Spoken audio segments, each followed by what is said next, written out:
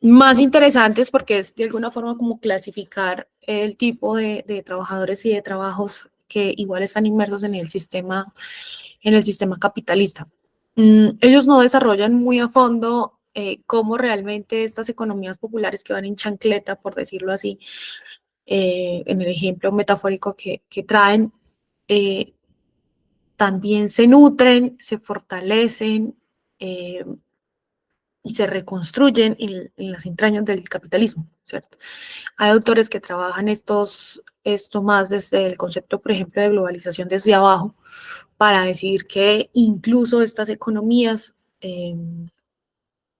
que son populares, que parecen informes o informales, que parecen no tener como una lógica estructurada, que parece ser de una clase social muy específica en nuestra región de América Latina, eh,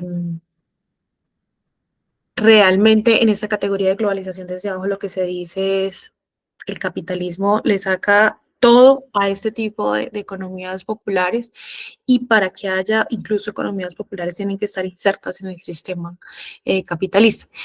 Eh, y por eso creo que una de las, bueno, quizás si viste el trabajo completo, ahí pudiste ver un poco más sobre globalización, la topaste en la lectura, que creo que también es una de las categorías interesantes de ver cómo también en esa idea de romantizar las economías populares que están al margen del capitalismo, es más, cuando uno habla de globalización desde abajo, cuando uno estudia un poco más esta categoría de globalización desde abajo, uno se da cuenta que poco, digamos, que las economías populares necesitan, se nutren del mismo capitalismo y el mismo sistema capitalista logra recomponerse para extraerle el valor incluso a esas economías populares que dicen ser libres, de emprendedores, de informales y demás. Listo. ¿Alguien más? O sea, nadie hizo la tarea. Más o menos es Profe, una conclusión. hola, profe, ¿cómo estás? Hola, Carol. En el mismo texto de Persico y Gerbois, ellos extienden, bueno, lo que hice fue coger como la cita que habla sobre los sujetos de las economías populares, sobre las múltiples subjetividades. Cuando encontré, pues me fui directamente al texto, ellos lo que hacen es como ampliar el concepto de lo que es economía y luego hacen como una acotación de lo que se define como economía popular.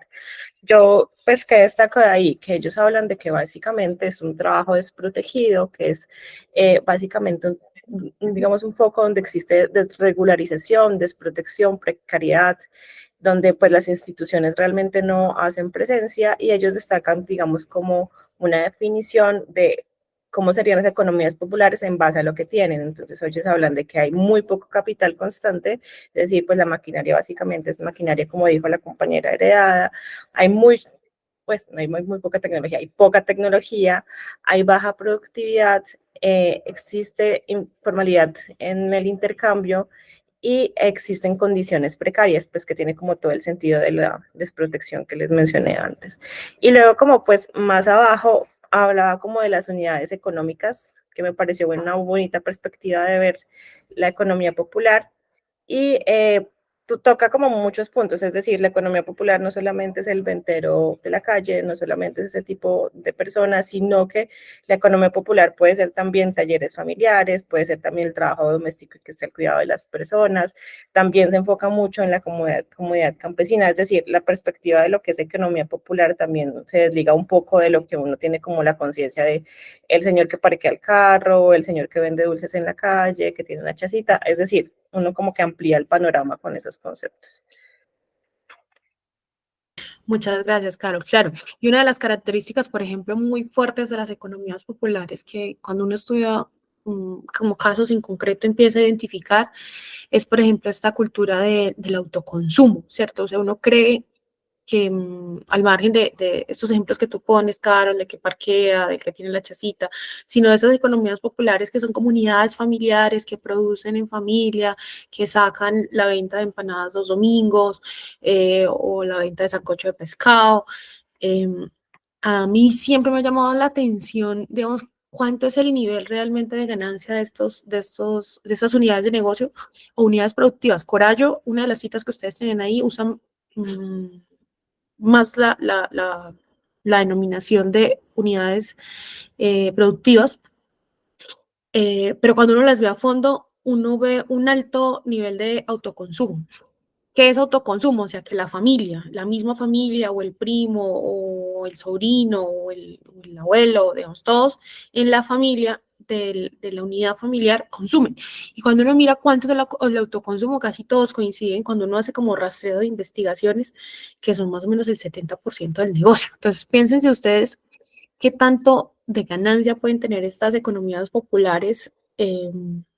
No todas, pero sí en su gran mayoría, cuando el nivel de autoconsumo es tan alto, pero también lo que muestra eso de fondo, ¿cierto? Digamos, como de fondo, entonces una unidad productiva no es solamente para el intercambio de bienes, servicios, productos, sino que adicional a eso es una forma de sostener también parte de la dinámica de la vida y de la familia, ¿sí? Eso me parece bien, bien interesante. Les cuento que estoy un poco preocupada porque la participación en trabajo decente es esto. Y aquí estoy revisando mis notas de participación y pues Sarita siempre habla, Carol siempre habla, entonces son como los mismos. eh, por aquí ya vi la mano de Santiago, que también es uno de los que habla.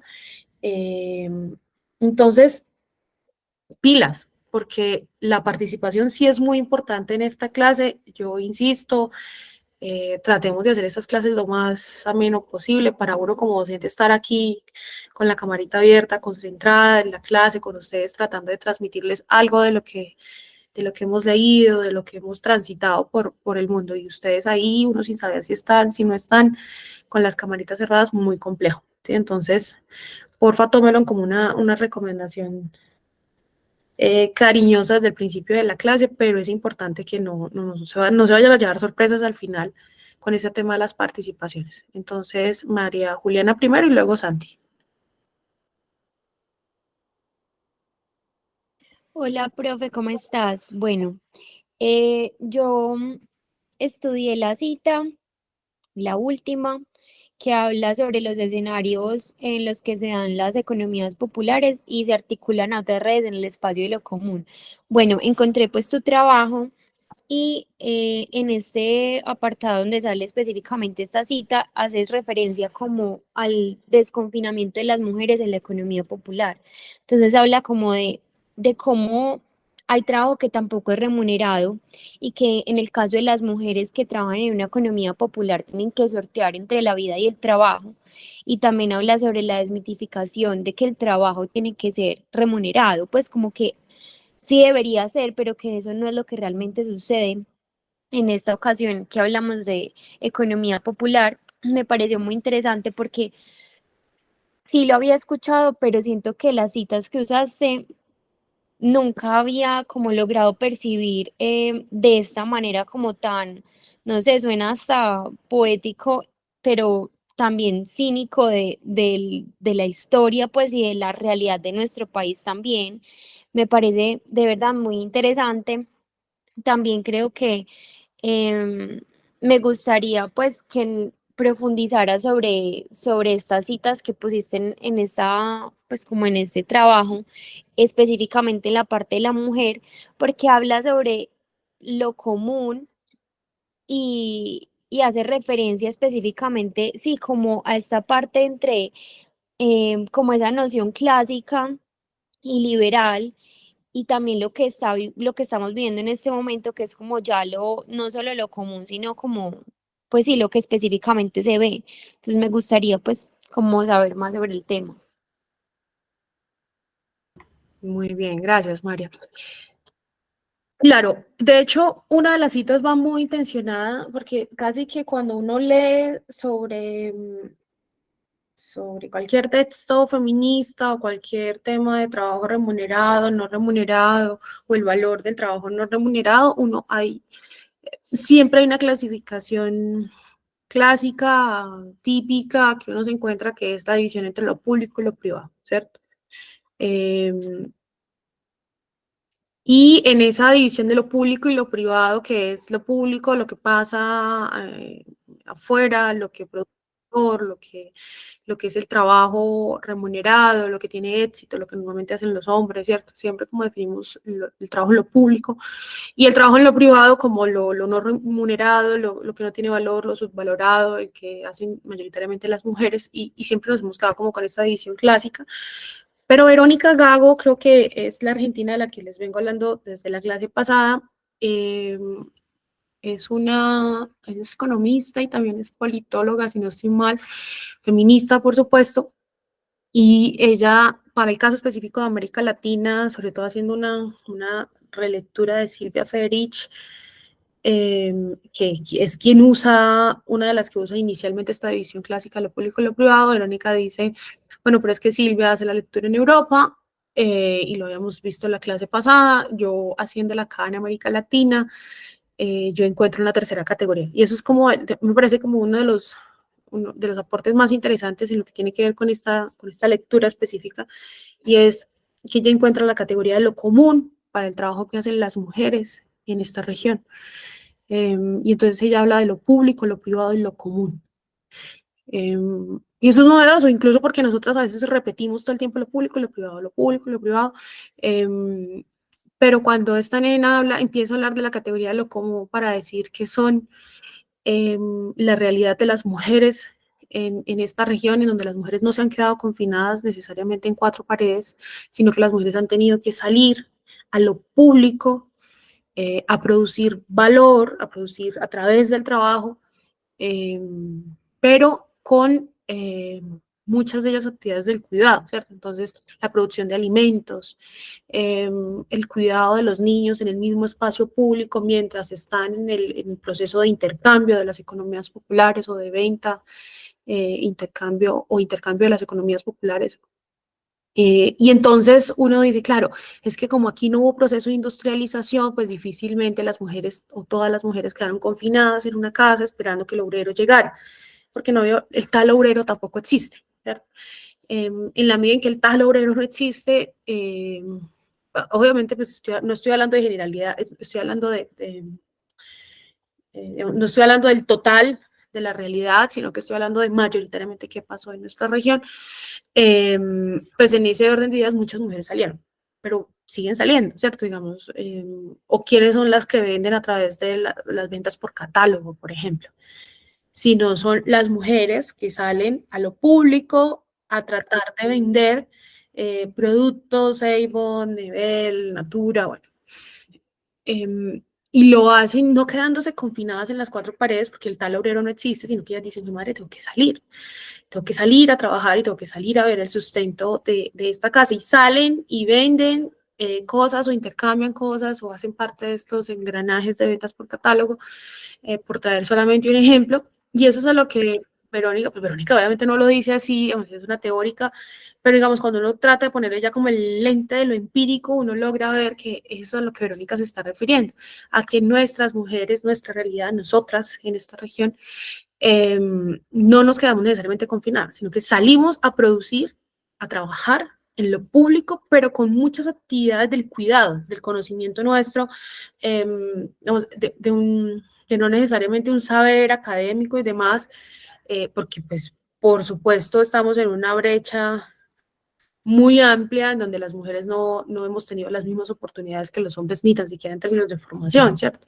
Pero también que cuando llega el cuidado de la familia, de los hijos y demás, pues son las que se quedan atrás, rezagadas en el mercado y no logran insertarse en los trabajos, entonces, o permanecer. Entonces, a eso se refiere Verónica con la categoría, María, de lo común. Y es para decir lo público, lo privado y lo común. Nosotras estamos en esa categoría intermedia en donde es como que se imbrica lo público y lo privado, como que se mezcla lo público y lo privado, ¿cierto? Entonces es como que nuestra realidad es que nosotros nos vamos a la calle, producimos plata, producimos algo para el sostenimiento de los hogares, para generar algún ingreso para los hogares, pero lo hacemos con muchos conocimientos del cuidado, de lo privado. Nos llevamos a nuestros hijos a las calles o vamos a producir alimentos a las calles o seguimos cuidando en las calles, ¿cierto? Hay una reflexión también muy interesante sobre este tema de las ventas por catálogo que se las traje como ejemplo, que además es un trabajo mayoritariamente, es un capitalismo, un capitalismo que ha logrado, hay autores que llaman esto la colonización de los afectos. Yo no sé si ustedes han escuchado hablar de esa frase, pero esa frase no solamente es bonita, sino que es muy diciente. ¿Qué es eso de la colonización de los afectos? Yo no sé si ustedes han visto y les voy a preguntar. ¿A quién le venden por catálogo la mamá, la prima, la tía? O sea, ¿quiénes son sus compradores? Bueno, que Amigos, Las familia. vecinas, las vecinas y la misma familia, o las mismas compañeras del trabajo, ¿cierto? ¿O no? O sí, sea, profe. Sí, profe. realmente ese mercado es tan audaz, el capitalismo es tan audaz, que ese modelo de ventas por catálogos no está diseñado para venderle a extraños.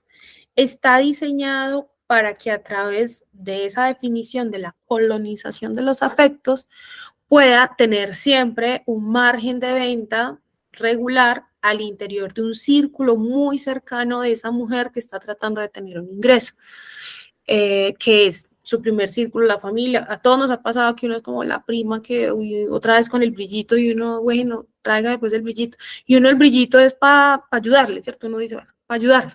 Pero una vez ya tiene 5 brillitos y no se los ha terminado ni tan siquiera, o 5 labiales, y uno sigue comprándole porque es que hay que ayudarle, ¿cierto? Pero miren qué tan audaz es el sistema que tiene, en el caso de las ventas por catálogo, tiene muy bien estudiado que esas ventas por catálogo no es para que se le venda a todo el mundo, ni para que la señora abra una tienda, ni para que le venda a extraños, sino que realmente su mercado está en que ella, a través de los afectos que logra ella como sujeto tejer con su familia, con sus vecinos, con sus compañeros de estudio, de trabajo, pues logra trenzar unos afectos que le van a permitir vender y esas ventas finalmente van a retribuirle unas utilidades y unas ganancias a un mercado que no le interesa sino vender a través de la colonización de los afectos. Eso para ponerle solamente un ejemplo de lo audaz que es el sistema capitalista y de cómo sí está inmerso en todos los escenarios de nuestras vidas. ¿Sí? Entonces, claro, volviendo a la pregunta de María, esa categoría de la común es algo muy nuestro, es muy propio, es muy desde una mirada, se quiere decir, de colonial que hace Verónica Gago de qué es nuestro, de qué es aplicable a nuestra realidad. Ante ese fracaso, ese proceso de reindustrialización que hablábamos la clase pasada y cómo, pues al no haber el obrero, la fábrica y demás, pues nosotros tenemos un chorro de mujeres que salen a la calle al día a día a trabajar en lo que salga. ¿Sí? Santi.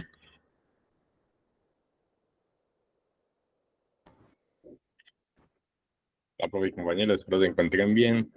Pues yo leí sobre la penúltima cita, que es Pérsico, que grabó en 2015. Tengo pues varias cositas por destacar.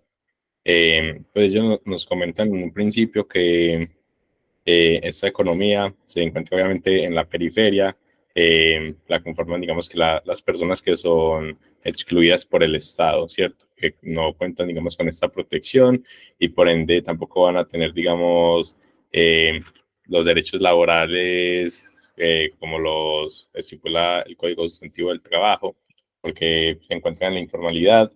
Se habla de que a pesar de que este es un sector digamos que es un sector colaborativo, entendiéndose que lo conforman las personas pues, de la comunidad, lo que hablábamos hace un momento de que están los familiares de uno siempre ayudando, ¿cierto? Los vecinos, entonces es como muy grupal.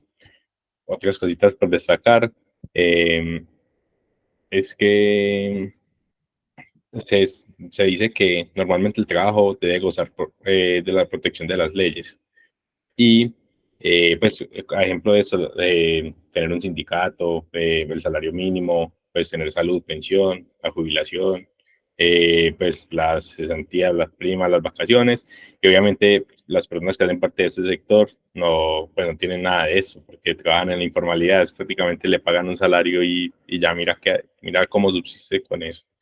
Eh, Ahora también algo importante que tenemos que tener en cuenta para entender el concepto de economía popular son las unidades económicas. Nos explican ese concepto como las herramientas que necesitan las personas para desempeñar pues, su labor y obtener los ingresos, que pueden ir desde un trapito para, pues no sé, limpiar un carro, parquear un carro, como actividades más complejas, por ejemplo, no sé, vendo chocolate, entonces si vendo chocolate necesito tener un carrito de supermercado para poder movilizarme.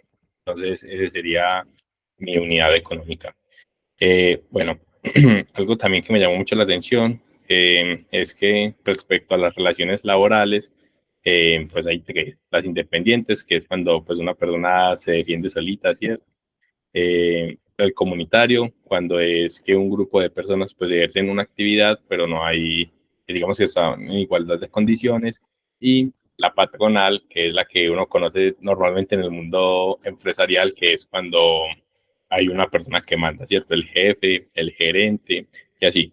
Normalmente uno pensaría que al ser una economía popular, pues siempre o normalmente siempre va a operar el independiente o el comunitario, pero eso no es así, pues que digamos que yo tengo un amigo que vive donde se desempeñan este tipo de labores y a pesar de que no le pagan prestaciones ni nada, siempre hay una subordinación de que hey, tienes que hacer tal cosa y pues digamos que el salario que él obtiene o la remuneración no es digna. Bueno, otras dos cosas para finalizar es que en el texto decía que en la economía popular no hay gerentes, ni estudios de mercado, ni marketing, pues, ni estrategias de venta. Y esto me parece a mí que es errado porque el hecho de que sea un mercado, digamos, de las personas que están excluidas por el Estado, no quieren decir que no haya gente que se dedique pues, a estudiar su propio mercado, ¿cierto? A hacer estrategias de venta, hacer publicidades, digamos, a tener una estructura interna. Me parece que es infravalorar, no sé, el trabajo que lleva mucha gente en estos sectores. Y otra cosa es que dicen que no son pues que lo que se tradea en este mercado normalmente no se tradearía, pues, o no se tradea en el mercado formal porque no tiene valor. Entonces ahí también, digamos que me cuestiono porque el hecho de que se lleve a cabo, digamos, en estos sectores o X o Y actividad no quiere decir que no se pueda obtener un lucro significativo, ¿cierto? Entonces sería como, de nuevo, pues sería infravalorar, no sé, los bienes, los productos, los servicios que se llevan a cabo en esas partes. ¿Cuál sería todo? Muchas gracias, Santi, por tus reflexiones, pero también por, digamos, como por esa posición crítica sobre algunos de los apartados que leíste. Yo coincido contigo. En las economías populares, finalmente, lo más tenaz en las economías populares es que no hay una definición como tal de economía popular, ¿cierto? Digamos, uno puede ver teóricos que se acercan a como a tratar de sacar algunas características que puede tener la economía popular, y ahí encontrarás esas o varias de las que Santi nos resaltaba. Pero lo cierto es que cuando uno intenta definir las economías populares, pues ya no son economías populares, digamos, ese es como la magia de las economías populares, y es que puede ser cualquier cosa, ¿cierto? Incluso muchos emprendimientos que usan marketing, que tienen jefes o que tienen la patronal, como decías tú, Santi, que tienen hasta 5 trabajadores, que para el DANE eso es economía productiva, digamos. Muchos dicen, esto es economía popular, otros dirían, no, eso no es una economía popular, usted ya está en el camino de formalización de una micro, pequeña, mediana empresa. Otros dirían, no, como que no, si hace parte de la economía popular. Entonces, y en este momento, lo interesante de toda esta discusión, y con eso ya vamos a cerrar este tema, es que el país, a partir de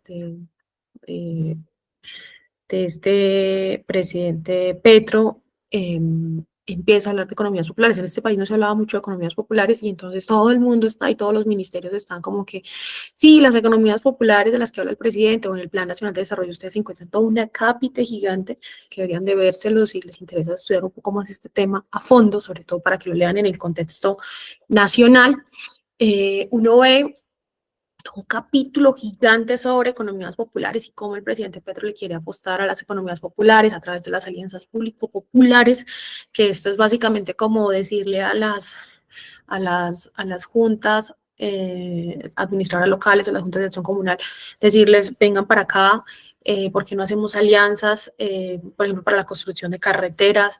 Y a eso le llaman alianzas público-populares. A mí me parece un hit, digamos, porque eso es poner a trabajar, poner a producir, a trabajar, integrar a la comunidad en la producción misma y no estas grandes mega obras que ya hemos sabido los niveles tan altos de corrupción. No voy a decir que no los tengan, pero me parece una iniciativa interesante, pero en esa idea de que es una iniciativa muy interesante, pues no estamos al nivel de Argentina, no estamos al nivel de Bolivia para hablar de economías populares. Pienso que está todavía un tema por construir, digamos, y si ustedes quieren meterse en ese tema, es un tema muy, muy fértil, muy nuevo, donde está todo por hacer, en donde, bueno, y te las definimos o no las definimos, o qué diferencia hay entre una economía popular, la economía campesina, la economía feminista, las economías barriales, y entonces habrán otros que dicen, por ejemplo, yo digo, no, la economía popular es un techo y dentro de ese gran techo están las otras economías, digamos, pero incluso yo me centro un poco más en que las economías populares son populares en la medida en que son economías feministas, porque ese es su origen básicamente. Pero eso, como eso implica dar un paso, no por fuera del sistema capitalista, porque yo siempre les he dicho, eso es bien complejo, pero sí es dar como un paso al lado, como un alto y decir, bueno, ¿y qué tal si hacemos algo combinado, cierto? ¿Y qué tal si estando dentro del gran sistema capitalista, pues nos miramos un modelo de producción alterno? Y entonces ahí salen pues un montón de cosas, las huertas comunitarias y demás, que yo pues digo, pues chévere, pero pues tampoco es la idea. Y algo que sí no puede pasar y que yo insisto, y con eso termino esta parte de las economías populares, lo que sí no puede pasar en las economías populares es que funcionen sin derechos, ¿cierto? En la medida en que somos voluntarios, somos independientes, estamos en una iniciativa popular barrial, entonces, no, si hay trabajo, hay pago de ese trabajo. Y el pago de ese trabajo es con todos los juguetes, ¿cierto? ¿Y qué son todos los juguetes? Todo. O sea, derechos laborales como los conocemos los laboralistas, sin restricciones, incluso en ejercicio de la libertad sindical, como otras de las citas que teníamos ahí en el documento, y por qué no hablar de un sindicalismo de la economía popular. ¿Listo? Con eso terminamos. Reitero mi preocupación con las participaciones, solo 4 participaciones y coinciden con que son las mismas personas de la clase pasada. Entonces, pilas con eso. Las tareas, las lecturas son para hacerlas. Miren que muchos de ustedes tuvieron problemas con las citas y lo que hicieron fue que entonces encontraron el trabajo de grado y ahí ya vieron la referencia bibliográfica y encontraron los libros. Entonces, pilas porque la participación es muy importante en esta clase de trabajo decente. Listo. Cerrada esa primera parte de nuestro programa del curso de trabajo decente, que es como el encuadre internacional, histórico, contextual, si se quiere decir así, para hacer una lectura situada de nuestra región y del trabajo en nuestra región, vamos a pasar a ver una presentación que pues nos habla de dónde viene este concepto de trabajo decente, ¿cierto? Pues el curso se llama trabajo decente y no hemos hablado nada de, bueno, y esto de qué es para la OIT el trabajo decente o de dónde viene el concepto de trabajo decente. ¿Están viendo ahí mi presentación? Sí, profe. Listo. Entonces no se me desconecten, no se pongan a hacer otras cosas, muy concentrados, porque la consulta de la próxima clase tendrá que ver con esta presentación.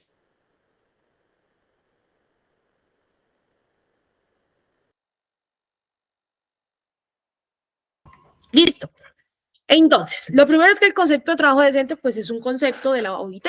¿Quién es la OIT? La Organización Internacional del Trabajo. La Organización Internacional del Trabajo nace en 1919, es una organización que que antecede a Naciones Unidas, pero luego hace parte del engranaje de Naciones Unidas. Y ese concepto de trabajo decente no es una norma. Pilas con eso, entonces no es que, ay, yo vi en el trabajo decente que el concepto de trabajo decente era una norma, era un convenio internacional. No, no es nada de eso, no es una norma, no es un convenio internacional, no es una recomendación. No, el concepto de trabajo decente, como su definición lo trae, es un concepto, es un horizonte, es un anhelo de la OIT de que los países alcancen el trabajo decente. Y el trabajo decente resume desde sus inicios las aspiraciones de la gente durante la vida laboral. Digamos, ¿qué quiere un trabajador? ¿Qué quisiéramos nosotros darle a los trabajadores del mundo en medio de la materialización del concepto de trabajo decente, ¿cierto? Pues por ahí hay una definición que dice esto que ustedes están viendo ahí, significa contar con oportunidades de trabajo, que sea productivo, que produzca un ingreso digno, seguridad en el trabajo, protección social, mejores perspectivas para el desarrollo personal e integración de la sociedad, participación en las decisiones de sus vidas, igualdad de oportunidades, mujeres y hombres. Muy bien. Pero ese concepto de trabajo decente, entonces, en esa definición largota, se define en estos 4 pilares. Entonces, son 4 pilares que ustedes no pueden olvidar a lo largo de toda esta clase, porque de hecho, el trabajo que ustedes van a hacer hacia el final, junto con la exposición y el trabajo de avance, va a tener que ver con que ese tema que ustedes escojan, cualquiera que sea, en cualquier sector, trabajo sexual, trabajo en plataformas, migrantes, mujeres, economías, lo que ustedes quieran escoger de los temas que vemos en la clase, pues tendrá ese trabajo final que materializar porque cumple o no cumple los 4 elementos del concepto de trabajo decente. ¿Y cuáles son esos 4 objetivos, pilares, como lo queramos llamar, del concepto de trabajo decente? Esos que están allí. 1, hay trabajo decente cuando se promueve y se cumplen las normas laborales, tanto nacionales como internacionales, y los principios del derecho fundamental al trabajo. Entonces, ustedes saben que un trabajo es decente porque ese trabajo, cuando ustedes van y lo miran empíricamente, cuando van y lo miran en la práctica, ese es un trabajo que logra cumplir con todos los estándares normativos o de regulación nacional e internacional, ¿cierto? 2, ustedes saben que están hablando de un trabajo decente cuando ese trabajo es un trabajo que le permite generar oportunidades de empleo e ingresos dignos. Me explico. No cualquier trabajo en cualquier condición, entonces, o no cualquier empleo, yo prefiero hablar de trabajo que de empleo, es un trabajo decente por el solo hecho de recibir un ingreso, ¿cierto? Sino que tiene que ser un empleo en condiciones de trabajo decente y dignas. Me explico de otra forma, tiene que ser un trabajo estable, tiene que ser un trabajo que me permita a mí proyectarme a futuro para poder endeudarme con un banco, para pagar la universidad de mis hijos, para pagar la casa. Tiene que ser un trabajo con todas las garantías y no simplemente un trabajo precario. ¿Sí? 3, ese trabajo decente tiene que tener seguridad social integral. Incluso en otros países se habla de protección social y dentro de la protección social está la seguridad social integral, que es salud, pensiones y riesgos, pero el concepto de protección social es mucho más ampliado. Podría ser vivienda, educación, salud y seguridad del trabajo. Con seguridad está incluida dentro de este concepto de seguridad social, ingresos nuevamente dignos, ¿cierto? Entonces, este tercer elemento, para el caso nuestro colombiano, cuando hablemos de trabajo decente, vamos a tratar de verlo en el encuadre de que haya por lo menos seguridad social integral, salud, pensiones y riesgos laborales. Y 4, y el más difícil de todos, es que haya diálogo social y tripartismo. ¿Qué es eso de que haya diálogo social y tripartismo? ¿Quién me dice? ¿Qué se les ocurre a ustedes cuando hablamos del 4 elemento de trabajo decente? Y pilas, porque esos 4 elementos no es que, ay, tengo el 1 y el 2, pero me falta el 3 y el 4. No, hay trabajo decente si tengo los 4 elementos del trabajo decente, si tengo los 4 objetivos estratégicos materializados en ese trabajo como un trabajo decente. ¿A qué se refiere ese 4 elemento de hacer el diálogo social y el tripartismo, Daniela Ardila? Profe, no sé, eso me da como la idea de que hubiera como un tercero, pues además del empleador y el trabajador, como vigilando o haciendo las veces de mediador o algo así. pues como que para que el trabajador no esté como sujeto o como sumiso a la merced del empleador o algo así, como que haya como un equilibrio. Muy bien, Daniela. Santiago, ibas a decir algo. Bueno, pues que me imagino que, pues que el gobierno debe estar presente, obviamente, en la relación entre pues, el trabajador y el empleador. Entonces, me imagino que se refiere a esos tres actores. Claro, pero además porque la OIT tiene una estructura de tripartismo, ¿cierto? Susana. Profe, pues realmente yo estaba, bueno, me causó mucha curiosidad el término de tripartismo porque no, pues no lo conocía y efectivamente, como lo dicen los compañeros, es como ese diálogo, esa interrelación tanto en empleador, empleado, bueno, trabajador, eh, empleador y el Estado. Entonces sí, considero que puede ser como esa interacción, eh, sí, ese intercambio de diálogo entre ellos tres es bastante importante. Muy bien. Ese cuarto elemento, en traducción, lo que está tratando de decirnos es pilas. El sindicalismo va o va si hay trabajo decente. No hay ninguna forma de hablar del concepto de trabajo decente si en tu empresa no hay sindicato, si no hay diálogo social y si no hay tripartismo, ¿cierto? Porque eso es muy importante. Y entonces nos vamos a devolver una diapositiva y vamos a hablar un poco de la estructura de la OIT. La OIT es tripartita. Es el único organismo de Naciones Unidas que toma las decisiones por consenso. ¿Por qué creen ustedes que es importante con eso que acabo de mencionar del tripartismo y el consenso? ¿Por qué es necesario que la OIT tome decisiones por consenso? ¿Por qué no por mayorías?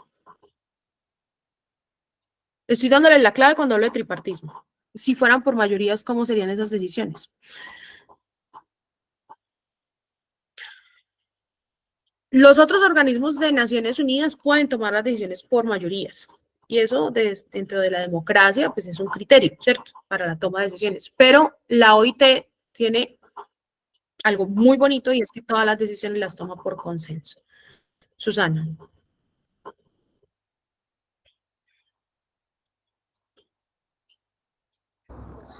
Ya había bajado la mano, qué pena. ¿Habías dejado la manito alzada y Santiago también la dejó alzada? Sí, la había dejado.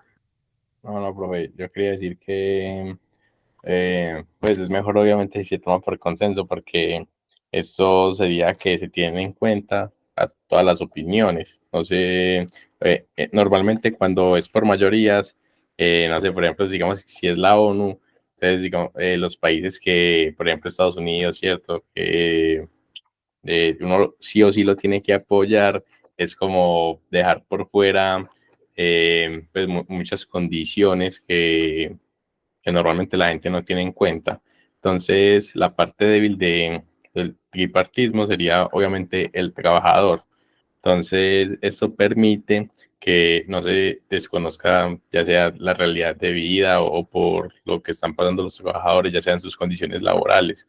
Porque si digamos que fuera por mayoría, entonces entre el Estado, pues con tanta corrupción que hay entre el Estado y el empleador, se podría, no sé, pagar una cuantía y pues seguir explotando a la gente. Muy bien, Santiago. Entonces, las decisiones en OIT se toman por consenso, porque además mayorías entre tres casi siempre sería o podría haber una alianza perversa entre gobiernos, empleadores y los trabajadores al ser la parte más débil, no solamente en nuestra legislación, sino en el mundo por el vínculo de subordinación y demás, que recae sobre los trabajadores, pues no tendrían votos para poder sacar, por ejemplo, convenios internacionales, que es lo que hace la OIT, ¿cierto? Entonces, es muy bonita la OIT como OIT porque es el único organismo que logra sacar decisiones internacionales por consenso. Cada vez que un convenio internacional, una recomendación sale como una nueva norma expedida por la OIT, uno ya sabe que salió por consenso, digamos que no hubo una votación de mayoría, sino que lograron ponerse de acuerdo tripartitamente empleadores de todo el mundo, gobiernos de todo el mundo que tienen otro voto y trabajadores de todo el mundo. En la OIT hay muchas cosas bonitas, digamos, vale la pena estudiarlo, vale la pena estar un poco más como al día de lo que pasa en la Organización Internacional del Trabajo, indistintamente lo que vamos a ver al final de esta presentación, que es cuáles son los dientes que tiene la OIT o, digamos, cómo hacemos valer las decisiones de OIT. Pero la OIT es un organismo que vale la pena como ese espacio de diálogo social y como ese espacio en donde se juntan tres partes que parecen totalmente antagónicas a tratar de pensarse el mundo del trabajo y a pensarse las nuevas normas del mundo del trabajo y con la misma validez que puede tener la voz de los gobiernos, la voz de los empresarios y la voz de los trabajadores. La OIT, entonces, insisto, es un organismo tripartito, se reúne en la conferencia anual cada año, a mediados de cada año, en Ginebra, en Suiza, se reúnen, y incluso desde el punto de vista del simbolismo al interior de cómo se sientan en la OIT, de cómo se estructuran los debates, es bien bonito. Entonces, por ejemplo, uno llega a la conferencia de la OIT y uno ve en el centro de todos los salones están los gobiernos de la conferencia anual. A la derecha están los representantes de las empresas, los empresarios, y a la izquierda están los trabajadores.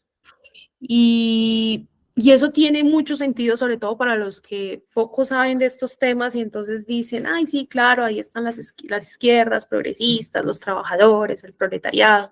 Claro, porque es que las reivindicaciones que tenemos en el mundo del trabajo vienen de esas facciones, sí, ideológicas, progresistas, de izquierda.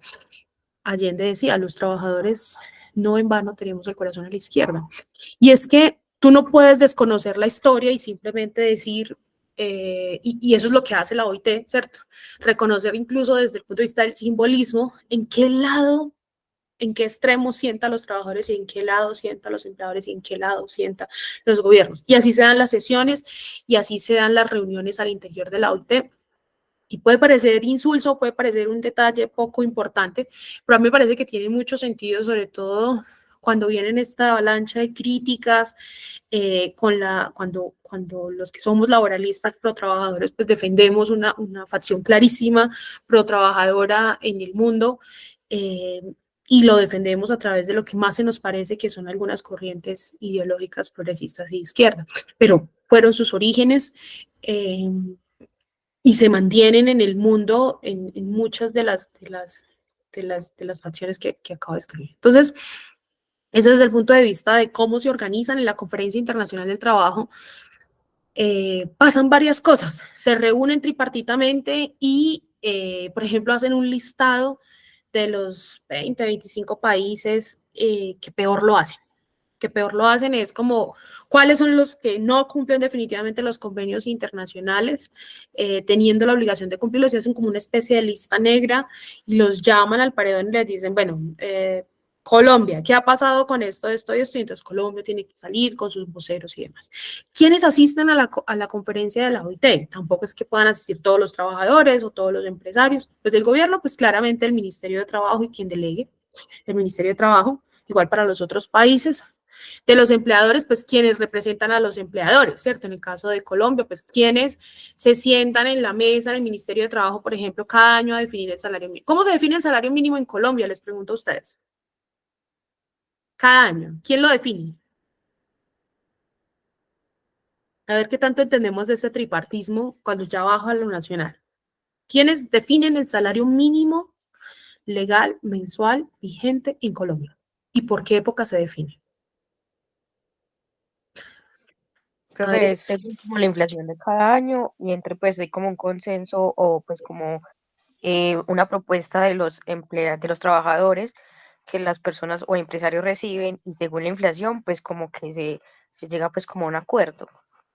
Entonces hay un espacio en Natura, como dice Marisol, cada año que sesiona duro en diciembre y que es integrado por representantes de los empleadores, representantes de los trabajadores en la mesa del Ministerio de Trabajo y con la presencia del Ministerio de Trabajo y se sientan a ver si pueden concertar el salario mínimo, ¿sí?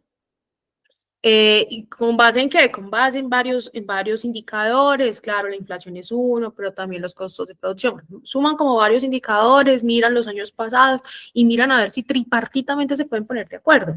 Pero esos representantes que van allá y se sientan tripartitamente no es que aparecieron de la nada, no, son los que han tenido asiento como representantes por parte de los trabajadores, las centrales sindicales. En Colombia hay 3 centrales sindicales representativas, que son la CUT, la CTC, la CGT, que son 3 centrales sindicales. Recuerden que las centrales sindicales, por allá desempolven derecho laboral colectivo, las centrales sindicales son como los sindicatos de techo, si se quiere decir así, que por acá son los sindicatos individuales de empresa, de industria, y ellos a su vez se afilian a las centrales sindicales, las centrales tienen unos representantes y esos representantes son los voceros en esos espacios tripartitos. Pero con los empresarios pasan igual, ¿cierto? Entonces está la ANDI, está COPI, está FENALCO, está el Intergremial, ustedes habrán escuchado en las emisoras todo el tiempo hablar a Bruce McMaster, presidente de la ANDI, hoy presidente del Intergremial. Ha sido pues representante de los empresarios ante la OIT, acá en Colombia. Entonces digamos que son unos espacios representativos, digamos, en donde acudimos a esta democracia representativa y tienen asiento tanto trabajadores como empleadores y Ministerio de Trabajo, ¿cierto? Santi, ¿o tenías la mano levantadita? No, te quería preguntar, digamos que tanto, pues que tanto se tiene en cuenta los trabajadores a la hora de, pues, de subir el salario mínimo. Pues mira, tú tienes que mirar eso es con la realidad colombiana. 24 millones de trabajadores. Población económicamente activa. ¿Listo, Santiago? De esos 24 millones de trabajadores, solo el 4.5 más o menos están sindicalizados. O sea, hazte más o menos la cuenta. De esos que están sindicalizados es de donde va a salir la representación tripartita para este tipo de casos, pero donde va a salir también la representación tripartita para la OIT. Porque, y te aprovecho tu pregunta, la OIT funciona con la representación, en el caso de los trabajadores, con la representación sindical para ir a la conferencia de la OIT para definir el salario mínimo interno en Colombia, ¿cierto? Pero igual en otros países. Entonces, si tú me dices a mí, bueno, y ese 4.5 sí tendrá la vocería del resto de los trabajadores, yo podría decirte, no necesariamente, ¿cierto? Pero es la forma como está estructurada la OIT, pero es la forma como está estructurado el diálogo tripartista y el tripartismo, pero es la forma de representar ¿a quién? A los trabajadores organizados. Por eso el cuarto elemento del concepto de trabajo decente es pilas, fortalecer el diálogo social, y ahí se está refiriendo al tripartismo, o sea que está hablando de la OIT, está hablando de unos trabajadores organizados. Y eso va a ser muy importante para la representación en OIT y para la representación de los distintos escenarios en los que se reivindique el mundo del trabajo. Y usted me va a decir, Santiago, ¿y por qué solamente el 4.5? Pero lo acabamos de ver en la clase pasada y por eso la consulta. Pero tenemos un alto porcentaje de economías populares o de economías informales y tenemos unas bajísimas tasas de sindicalización. Yo a veces lo digo a manera de chiste, tiene más fuerza un purgado que el sindicalismo. Y no solamente en Colombia, en el mundo. Claro, el sindicalismo es mucho más fuerte en otros países, por ejemplo, en Argentina es mucho más fuerte, la negociación colectiva es mucho más fuerte, pero aún así venimos en un revés, digo yo, en el mundo, en donde, por ejemplo, en Finlandia la tasa de sindicalización era casi el 100% y viene bajando. Pero aparte de eso, cada vez hay menos acuerdos colectivos y así en muchos países, también en Europa, o las tasas se han mantenido o han disminuido, ¿cierto? Y eso tiene que ver con que cada vez pues pega mucho más toda esta historia que nos hemos dado también en la clase sobre la neoliberalización del trabajo y de cómo la gente ya no se quiere organizar en sindicatos y ve los sindicatos como un espacio obsoleto para la defensa de los derechos de los trabajadores, ¿sí? No sé, Santiago, si con eso te respondo. Sí, profe, muchas gracias. Listo. Sara. Profe, pues con lo que dice Santiago y lo que dice usted, ¿no cree? Pues a mi parecer el sistema tripartista no estaría como un poquito mal diseñado, porque igual, pues poniéndolo en el contexto de Colombia, que la mayoría no están sindicalizadas, que el trabajo informal se ve, pues para mí el aumento del salario mínimo anual es como demasiado bajo para lo que son todos los gastos y todo lo que vive una familia del común. Claro, pero imagínate tú un mundo donde no existieran por lo menos ese 4.5 dándose la pelea cada año en diciembre, en una pelea a muerte, porque esa muerte yo asesoro ese espacio cada vez que puedo, en donde los empresarios no quieren subir un ápice al salario mínimo y donde son ese 4.5 dándose la pelea por 24 millones de trabajadores diciendo, vamos a subir el salario mínimo, lo vamos a subir un tanto por ciento. Y si ustedes miran y hacen un desglose histórico de las propuestas de las centrales sindicales, siempre es superior a lo que proponen los empresarios. Lo que pasa es que si no hay consenso, pues no sale y entonces quien lo saca unilateralmente es el Ministerio de Trabajo del Gobierno, digamos, ese es el procedimiento. Este año, por ejemplo, no hubo consenso. Los empleadores propusieron una cifra pírrica, los trabajadores se mantuvieron diciendo no, necesitamos un alza en el salario mínimo, y el gobierno, al no haber acuerdo, pues cerró las sesiones y luego le queda la tarea al gobierno. Y el gobierno lo hizo muy bien desde mi punto de vista, porque lo que hizo fue que dijo, me voy por la propuesta de los trabajadores que era superior a la que proponían los empresarios, ¿sí?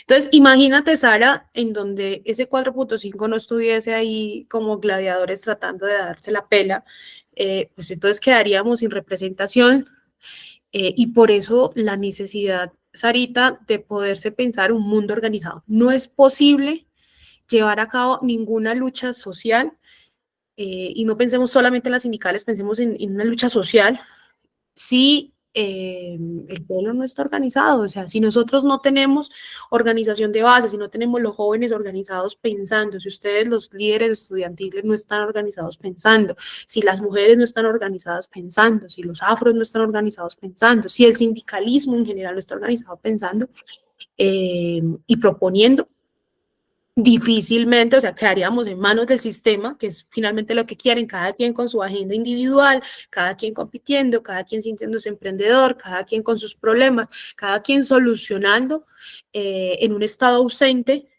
que no proporciona ningún bienestar ni ninguna política social o sea, que casi que uno dice, entonces yo para qué firmo el contrato social, para qué le doy mi poder a este estado, un estado que quiere vivir de la mano del mercado, ¿cierto? Y dejarme solo, porque además es muy paradójico. Los empresarios siempre defienden la libertad de empresa y siempre dicen menos intervencionismo del Estado. ¿Ustedes no han escuchado? O sea, siempre es como que el Estado intervenga menos y que nos dejen más el libre mercado, que el mercado solo se va autorregulando, ¿cierto? Pero cuando tú vas y miras qué tanto es eso del mercado solo, y el mercado solo, y dejemos el Estado que deje de intervenir en política social y en la sociedad, es falso. O sea, si hay alguien que se lucre del Estado es el mismo mercado. Les pongo un ejemplo que es muy cercano a ustedes. Ustedes han visto el megadesarrollo en el Urabá que se está dando y que se va a dar en los próximos años con los puertos. ¿Ustedes saben algo de eso? Desde el túnel de la Toya, que digamos que ya es un hecho, hasta los distintos puertos que van a desarrollar. ¿Por qué Antioquia? Algunas versiones más conservadoras y desde mi punto de vista retrógradas hablan de Antioquia federal, Antioquia no sé qué, que lo único que les falta es mar, no, porque tienen todo puesto en el Urabá, ¿cierto? Pero cuando ustedes van y miran cómo se están haciendo todos esos puertos, son alianzas privadas, o sea, el mercado con el Estado. O sea, no, o cuando ustedes ven no sé, la construcción de los metros, de los trenes, de las carreteras, ¿qué son? No son alianzas del mercado con el Estado. Entonces es menos intervencionismo del Estado, pero para política social, ¿cierto?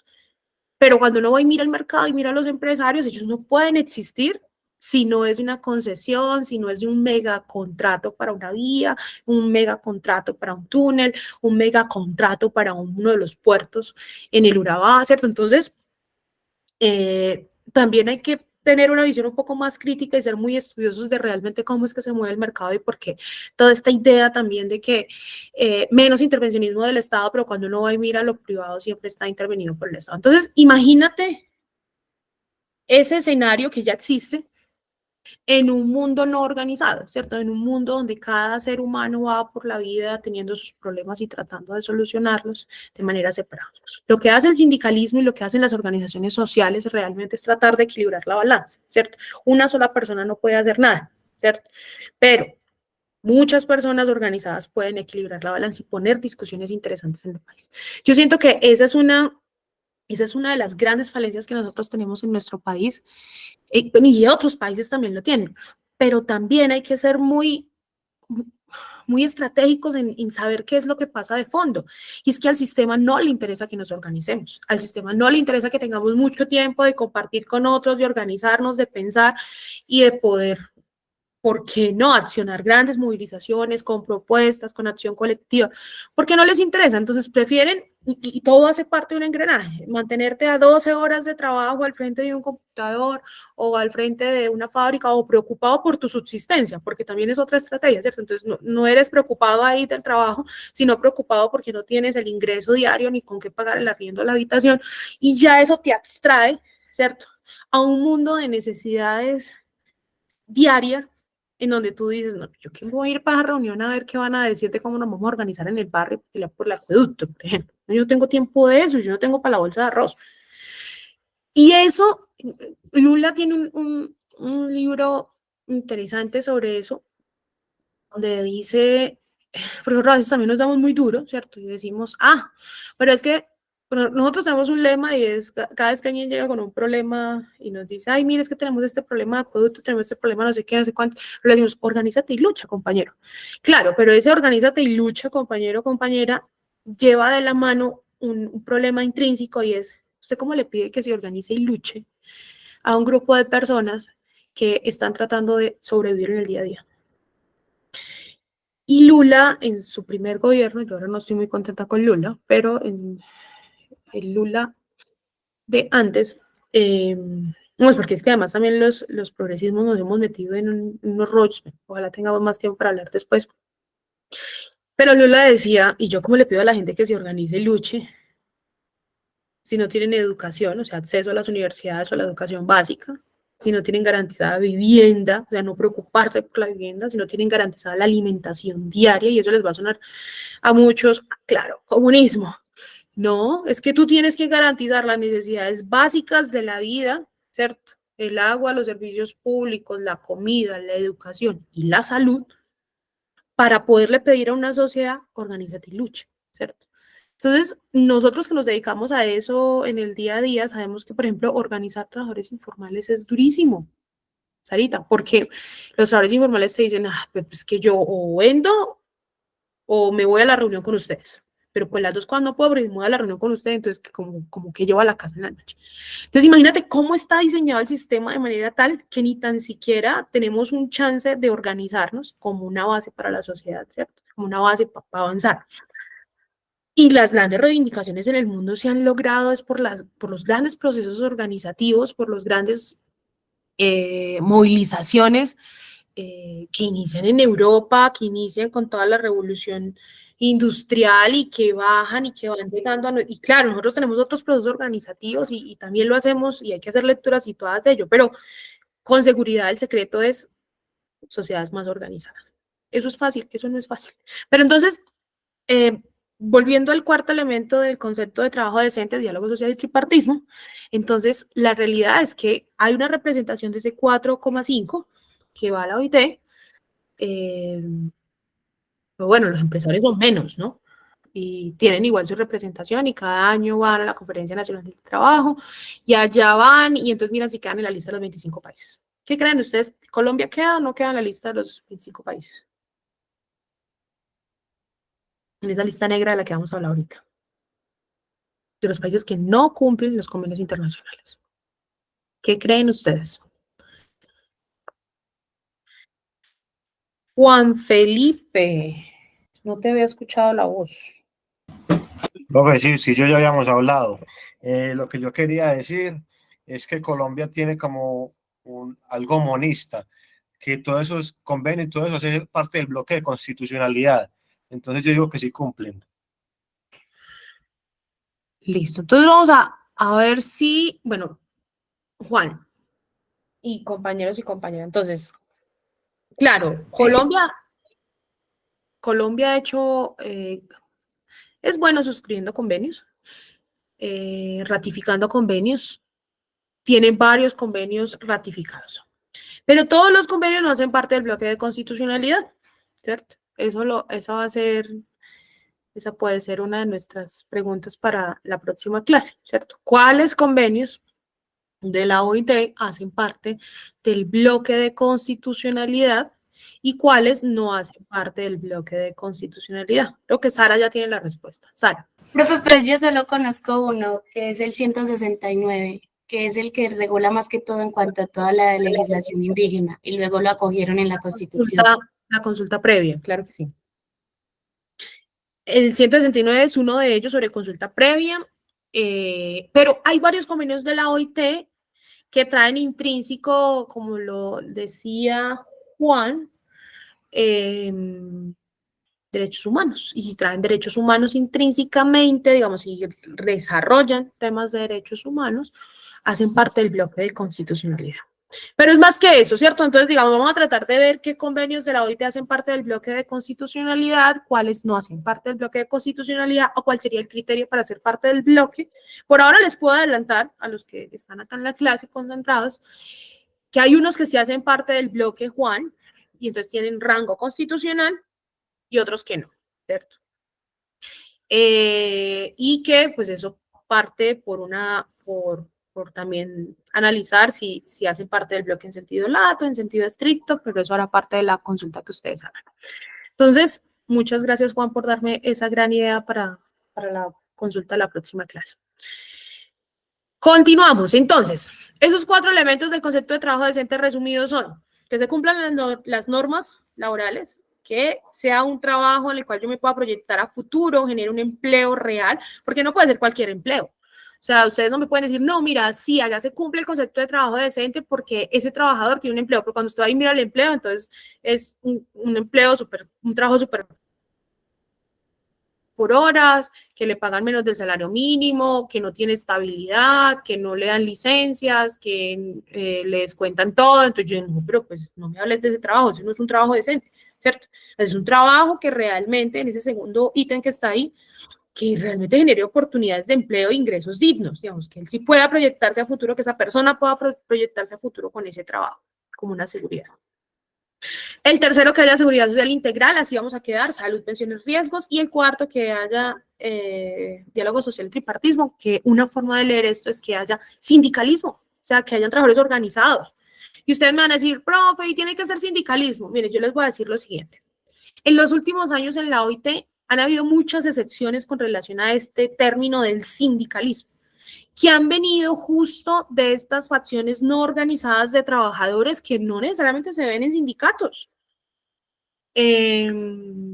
Las trabajadoras domésticas.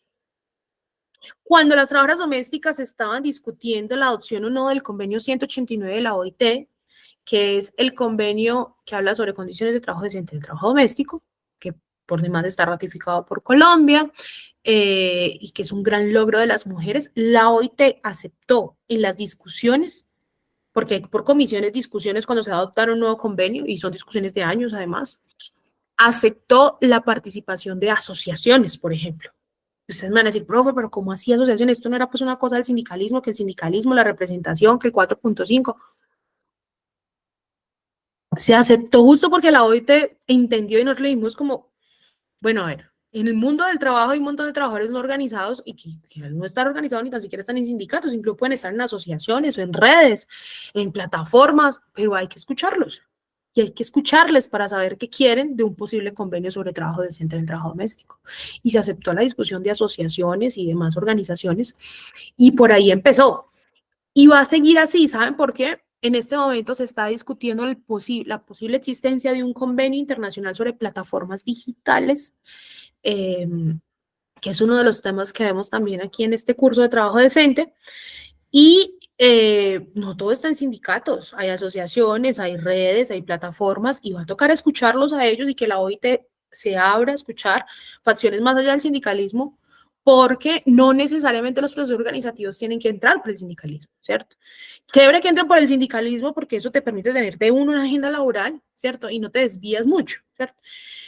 El cuento cuando uno arranca con reivindicaciones de agenda tipo asociaciones y demás es que se nos meten otras reivindicaciones y lo laboral nos va quedando como rezagado, ¿cierto?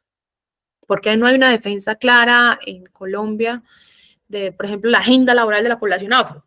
La población afro está organizada con una agenda que reivindica lo ancestral, que reivindica lo étnico-racial, que reivindica otras cosas y deja lo laboral ahí como un puntico chiquito si es que lo trae, ¿cierto? La ventaja de uno decir soy un sindicato es que me permite defender una agenda laboral y sindical de entrada muy fuerte y con unas banderas clarísimas, ¿cierto? Pero lo mismo le pasa a la población LGBTQ+, o sea, bueno. Hay una lectura interesante que yo también podría recomendarles, que es de este libro de La multitud contra el imperio, no sé si lo han visto. Virno también habla de la multitud, o de una forma parecida a lo que se habla en La multitud contra el imperio, y en ese libro, justo el análisis es que no necesariamente ya nos organizamos en sindicatos, sino que hay como una multitud informe que de alguna, bueno, el libro es muy optimista, pues, y piensa que esta multitud, cuando dice contra el imperio, es capaz de movilizarse y es capaz de defender sus derechos sociales como bienes públicos, por supuesto, de entre ellos los laborales, y que no hay necesidad como de tener un proceso organizativo como tal. Algo muy parecido como lo que pasó en el estallido social, ¿cierto? O lo que ha pasado en los estallidos sociales, si uno mira Chile, mira otros procesos, incluso en América Latina, que es como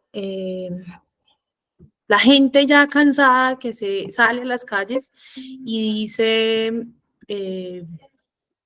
pues no, vamos a reivindicar esto, estamos cansados de esto, y no lo hacen necesariamente como organizaciones, ni como redes, ni como asociaciones o plataformas, sino que lo hacen como muchas personas que van saliendo, ¿sí? Esto, de alguna forma, es una forma, valga la redundancia, es como una forma también de poder hacer una lectura más situada de lo que ha venido pasando en la región, y pero a partir de estos fenómenos de los estallidos sociales que también han logrado algo, ¿cierto? Espérenme un segundo que yo deje de ver la pantalla y no sé qué se hizo. ¿Ustedes siguen viendo la presentación? Sí, profe. Sí, ya la encontré, me lo perdí. Bueno, este libro de Multitud contra el Imperio se lo recomiendo, es un libro de Negri-Hardt, desde mi punto de vista un poco optimista. Él tiene una trilogía, pues también desarrolla el concepto de lo común, ahora que me acuerdo, desde lo comunal. Y en La multitud contra el imperio es un poco optimista porque Negri y Hardt sí se meten en el cuento de decir, esto va a cambiar, esto llega a un punto en donde la gente sale a la calle, en donde la gente se organiza y sale y voltea las cosas, ¿cierto? Y logra cambios. Que es muy parecido a lo que pasa en los estallidos sociales. Sin embargo, pues ustedes han visto como los resultados y como luego vuelve baja la marea, ¿cierto? Y quedamos como en un estado ahí como anquilosados un poco sin avanzar. Bueno, eso en cuanto al concepto de trabajo decente, los 4 elementos del concepto de trabajo decente. Ahora, la OIT tiene algo muy importante como cualquier organización, y es que tiene una declaración de principios y derechos fundamentales en el trabajo. Es como, hagan de cuenta que es como la Constitución, ¿sí?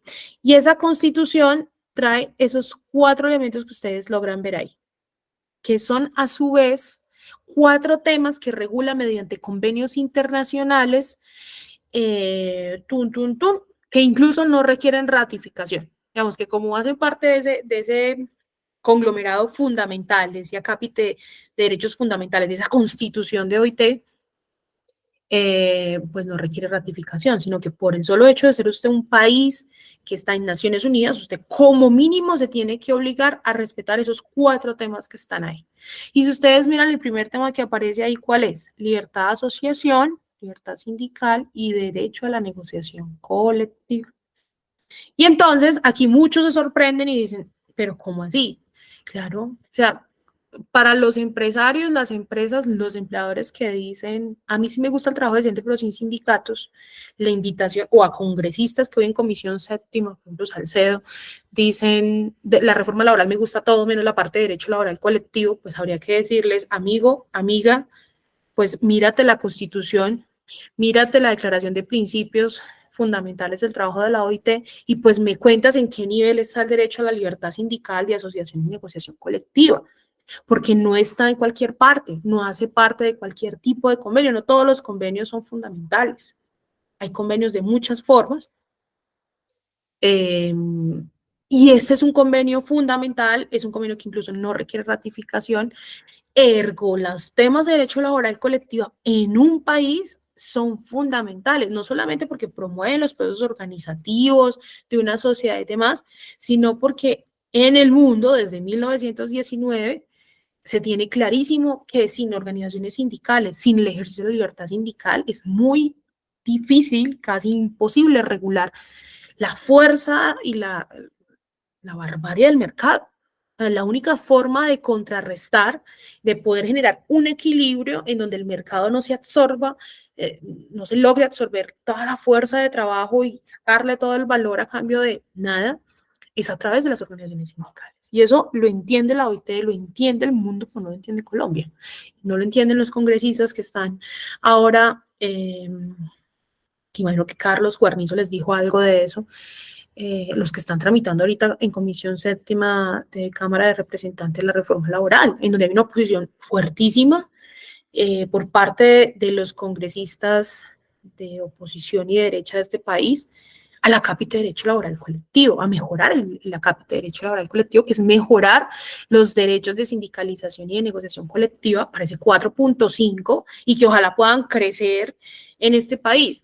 Entonces, cuando uno escucha todas estas posiciones antisindicales en los medios de comunicación y además lo promueven voces públicas como congresistas que tienen a cargo la reforma laboral, a mí siempre me asalta la duda, es como, no, pues estos tipos sí estudian, o sea, estos tipos en qué marco internacional están, estos tipos como, y digo tipos porque mayoritariamente son hombres, hay algunas que otras mujeres, pero son, específicamente los de Comisión Séptima, son los tipos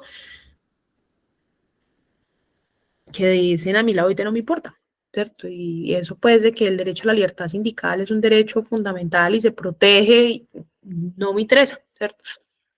Entonces, muy grave porque la Declaración de Principios y Derechos Fundamentales del Trabajo trae en su primer tema, dice 4 áreas: libertad de asociación, libertad sindical y negociación colectiva. Segundo, eliminación del trabajo forzoso, obligatorio, clarísimo, estamos superando las versiones de esclavitud como parte también de este lastre colonial, la abolición del trabajo infantil en esa misma línea y la eliminación de todas las formas de discriminación en materia de empleo y ocupación, que son los convenios 100 y 111 de la OIT, ¿sí? Que son además para superar todo este tema de brechas de género, desigualdades, porque además ustedes saben que un país que es desigual entre los hombres y las mujeres o que tiene condiciones que persisten de desigualdad entre hombres y mujeres, pues nunca podrá superar los índices generales de desigualdad, ¿sí? Entonces, esos 4 temas son tan importantes, y cada uno de esos 4 temas tiene por lo menos 1 o 2 convenios que los regulan. El de libertad sindical y negociación son el convenio 81 de la OIT y el convenio 98 sobre negociación colectiva. Y entonces, para los que dicen eso del ejercicio de la libertad sindical es un derecho más que está por ahí en la Constitución Política de Colombia, artículo 39, pues yo les digo, venga, pilas, no solamente está en el artículo 39, está en la Declaración de Principios de Derechos Fundamentales del Trabajo de la OIT de 1919, ¿cierto? Y en ese orden de ideas su protección es mega constitucional, mega internacional, digamos, no es cualquier tipo de protección. Pero adicional a eso, cuando uno habla de otros instrumentos internacionales en materia de derechos humanos, que tienen una fuerza preponderante en las lecturas que ustedes puedan hacer de cara al cumplimiento de derechos ya en lo nacional, pues vuelve y habla del derecho a sindicalización y derecho laboral, la Declaración Universal de los Derechos Humanos, la Declaración Americana de los Derechos y Deberes del Hombre. O sea, esta listica que yo traigo acá no es porque yo quise hacer una lista sobre instrumentos internacionales, no, es que estos instrumentos internacionales hablan del derecho de sindicalización, el derecho a la libertad sindical como un derecho humano y fundamental. Recuerden que lo de fundamental se lo damos en el país, pero derecho humano si estamos en el marco internacional, ¿cierto? El Pacto Internacional de los Derechos Económicos, Sociales y Culturales, el Pacto de San Salvador, el Protocolo de San Salvador y, por supuesto, la Convención sobre la Eliminación de todas las formas de discriminación contra la mujer, la CEDAW. Entonces, esto para que ustedes dimensionen la importancia del tema, dimensionen la importancia de ese cuarto elemento del concepto de trabajo decente, sobre todo por la actual coyuntura. Mírense esto, los convenios internacionales del trabajo y la doctrina de los órganos de control de la OIT, esta sentencia es viejita, pero es interesante, nos da luces de cómo es que integran el bloque de constitucionalidad, ¿cierto? Digamos, y ahí van, incluso hay otras sentencias posteriores que te van a decir cómo es que estos convenios integran el bloque de constitucionalidad, si es en sentido lato o si es en sentido estricto o estricto sensu, como lo dice allí. Pero me la voy a pasar porque eso hace parte de la tarea. Listo. Importante, entender que la OIT tiene por lo menos, no son los únicos, pero me gustaría que recordaran para la vida estas tres instancias de OIT que son muy importantes, ¿sí? Bueno, o esos tres elementos en principio. Uno es que la OIT no es un órgano jurisdiccional, no es una corte, no es tipo Corte Interamericana o Comisión Interamericana de Derechos Humanos. Primera idea clarísima que quiero que se lleven ustedes del estudio de esta organización. ¿Eso qué significa, chicos y chicas? Significa que yo no tendría que agotar todo el trámite judicial, por ejemplo, interno o administrativo interno, para decir, ahora sí voy a la OIT a llevar un caso internacional. No. Al no ser un órgano jurisdiccional, significa entonces que yo puedo acudir a la OIT, incluso sin haber agotado las instancias internas en caso de violación a derechos, por ejemplo, a la libertad sindical o alguna violación a un convenio. Recuerden que es que aquí la regla es si se viola o no se viola el convenio. Y cuando ustedes analicen si se viola o no se viola el convenio, van a hacer un análisis en dos vías, que necesito que lo aprendan también para la vida. Si el convenio se aplica en la legislación y si el convenio se aplica en la práctica. ¿Qué significa eso de si se aplica en la legislación? Yo puedo haber ratificado un convenio en Colombia, pero resulta que toda la legislación interna va en contra de ese convenio, ¿cierto? Entonces, cada vez que yo como abogado voy a tratar, o jurista o juez, voy a tratar de aplicar el convenio, digo, ay, sí, el convenio 189 sobre trabajo doméstico me dice esto y esto y esto, pero resulta que yo la legislación interna la tengo en contra del convenio, o sea, choca. Eso es un incumplimiento del convenio en la legislación, no sé si me hice entender. El incumplimiento del convenio no solamente va porque no se cumple el convenio en la práctica, o sea, porque el convenio diga, por ejemplo, que haya inspección laboral en el trabajo doméstico, que de hecho lo dice el convenio 189 de la OIT. Inspección en el trabajo doméstico quiere decir que debe haber un inspector que toque la puerta de una casa, entre y verifique cómo están las condiciones laborales de esa trabajadora doméstica. El convenio dice que debe haber inspección, artículo 17. Pero resulta que la legislación por acá me dice, no, está prohibido hacer inspección en el trabajo doméstico. ¿Qué hay ahí? Un choque. Entonces, cada vez que yo vaya a referirme si Colombia cumple o no ese convenio, voy a decir, mira, ese convenio no se cumple en la legislación porque hay una norma que va en contravía del convenio. Y adicional a eso, pues no se cumple en la práctica, pues porque no, al haberle el choque en la legislación, pues tampoco lo podemos materializar en la práctica. No sé si con ese ejemplo me hice entender. Y todo convenio lo van a ver así. Cada artículo lo van a desagregar en el análisis que ustedes hagan como abogados y van a ver si ese artículo tiene una ley que sí va en consonancia con él y que se aplica y si se aplica o no se aplica en la práctica. Claro, ese análisis que además es fundamental, estructural, es la columna vertebral del análisis del cumplimiento o no de un convenio. ¿Estamos? Claro, profe. Listo, Susana. Entonces, cada vez que ustedes vayan a decirme a mí, profe, yo voy a ver si Colombia cumple o no cumple este convenio de la OIT que está ratificado, digamos, ya entró mediante ley vía Congreso de la República a ser parte de la legislación interna colombiana, pues yo voy a analizar. Primero lo que decíamos por allí con, lo que era con Juan. Voy a analizar si ese convenio hace parte del bloque de constitucionalidad o no, porque no necesariamente hace parte del bloque. Pero lo segundo que voy a ver siempre, sea que haga parte del bloque o no, es que yo voy a analizar si ese convenio tiene aplicación en la legislación y en la práctica. Sí o sí. ¿Sí? Entonces, en la legislación, ya saben, voy a mirar si las normas que existen van en contravía o si esas normas realmente materializan el convenio, y me voy a ir a ver la segunda parte si se aplica en la práctica. Entonces, siempre es legislación y práctica, esas dos cosas. Yo voy a ver el convenio, si se aplica en la legislación y si se aplica en la práctica. Eso va a ser muy importante. Y les decía que la OIT entonces no es un órgano jurisdiccional, que yo puedo ir a la OIT a alegar el incumplimiento de un convenio sin necesidad de acabar ninguna instancia judicial interna. Pero ¿quién lo podrá hacer? ¿Quién podrá ir a la OIT y decir, miren, este convenio no se está cumpliendo? ¿Quién creen ustedes?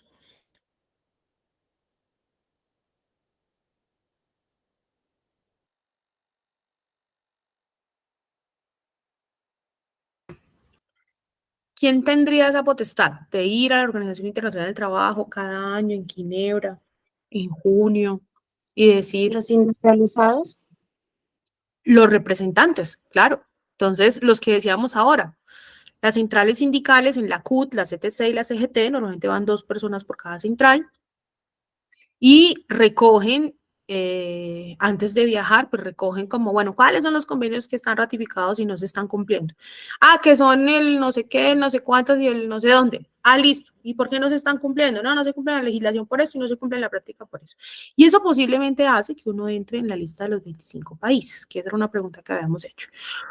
Colombia por muchos años estuvo en esa lista de los países que no cumplen los convenios, pero ¿saben cuál era el que no cumplía sobre todo y por la cual la llevan al paredón año tras año tras año? El convenio 87 sobre libertad sindical. ¿Por qué creen ustedes que siempre Colombia ocupaba así el top, estaba dentro del top 10 de los países que no cumplía los convenios internacionales, y el convenio que no cumplía era el convenio 87 sobre libertad sindical? ¿Por qué creen ustedes que pasó eso por muchos años en el país? Profe, de pronto por la gran cantidad de asesinatos a líderes sindicales en el país. Así es, Sarita.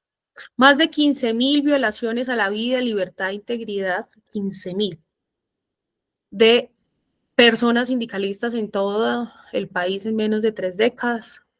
Más de 3.300 homicidios de líderes y lideresas sindicales hicieron que por muchos años Colombia vergonzosamente estuviese en la lista negra de esos países que en la conferencia dicen Colombia. ¿Por qué está Colombia? Por violar el convenio 87 de la libertad sindical. ¿Por qué? Tantos asesinatos en el año, tantas desapariciones, tantas torturas, tantas amenazas. Esa también es una realidad que debería de tocarnos a ustedes como estudiantes, como futuros ya abogados, y entender qué ha pasado con el sindicalismo en Colombia. ¿Por qué es el 4.5? Que es una de las premisas que hemos tenido como presentes a lo largo de toda esta clase, ¿cierto? ¿Por qué el 4.5? No es solamente porque hay un bajo proceso organizativo, porque las condiciones precarias de trabajo impiden, y esas jornadas tan largas o el trabajo informal impiden que haya más procesos organizativos. Claro, ese es un factor. Pero adicional a eso es porque literal en Colombia ha pasado lo que no ha pasado en muchos países del mundo, y es que han matado al sindicalismo. Y eso de haber matado al sindicalismo, que además lo hizo el Estado, lo hicieron las empresas, siguen las investigaciones, la Comisión de la Verdad en su informe sobre violencia antisindical lo resalta y dice, aquí hubo una alianza entre el paramilitarismo, el Estado, las bananeras, las empresas, las petroleras, que mataron a un sindicalismo. Aquí hubo una alianza que mató a los profes de FECODE, aquí hubo una alianza, o sea, realmente es inocultable para el mundo, así el país no sea tan consciente de eso y ustedes como estudiantes quizás no lo dimensionen tampoco, pero hay una realidad inocultable y es que el sindicalismo ha sido matado en este país. Y solo cuando uno logra salir del país y ir a esas instancias internacionales y otros países le dicen a uno, ¿y ustedes cómo hicieron? Vamos, qué capacidad de resiliencia tan fuerte la que tiene el sindicalismo colombiano para mantenerse en ese 4.5 aún con las tasas de asesinatos tan altas que no se ven en otros países. Digamos, es que la historia de homicidios y de violaciones a la vida, libertad e integridad que tiene Colombia, que eso deberíamos también entenderlo como algo muy nuestro, muy colombiano, no lo tienen otros países, que tienen incluso tasas más bajas de sindicalización, ¿sí?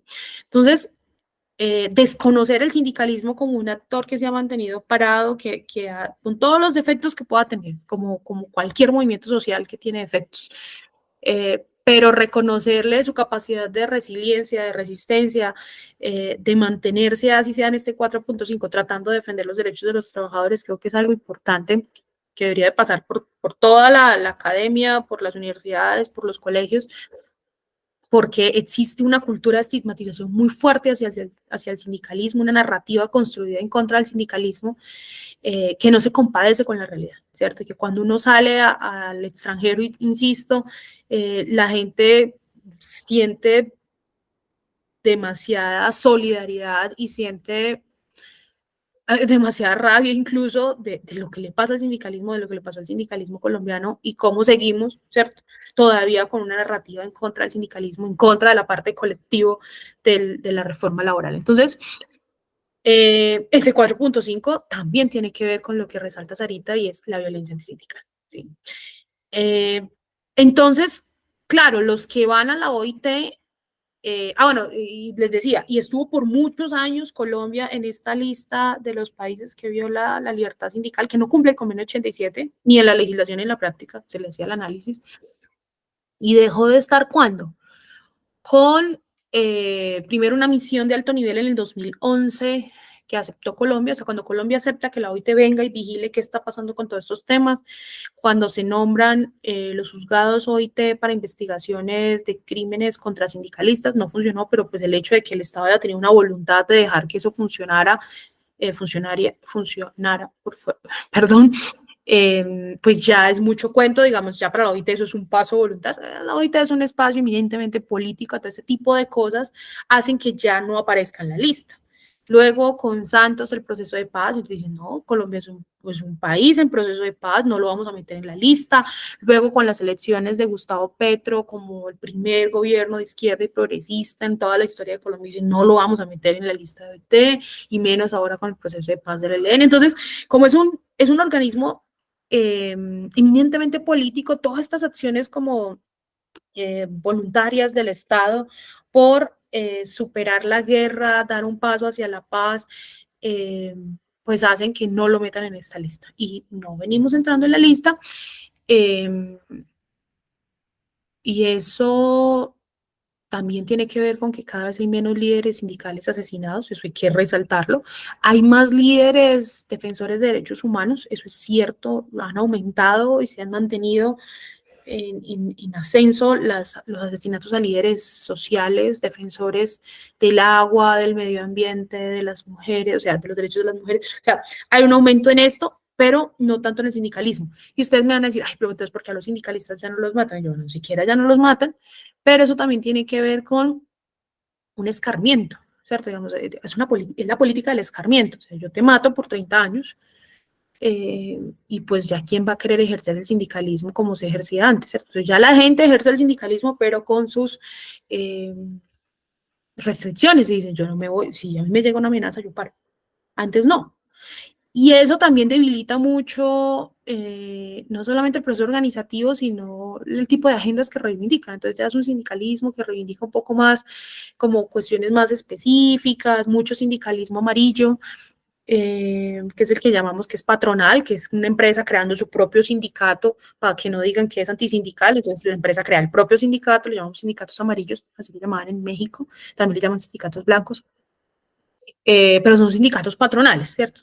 El típico empresario que crea el sindicato para que no digan que es antisindical, pero uno sabe que no es un sindicato propio, autónomo, y entonces son sindicatos que ya no salen así como antes a pelearse la carretera, el acueducto, el bien público, el hospital que se lo están robando, porque pues ya tienen la política del escarmiento, digamos, ya lograron sembrar el miedo, ¿cierto? Y no muchos, pues también cuando criticamos al sindicalismo hay que ver eso, ¿cierto? Ah, pero ese sindicalismo, ¿qué hace? Un sindicalismo ahí acomodado, burgués, claro, pero también miremos la historia de qué ha pasado, ¿cierto? No es una justificación, pero hay que ver qué ha pasado. Listo. Claro, hasta ahí.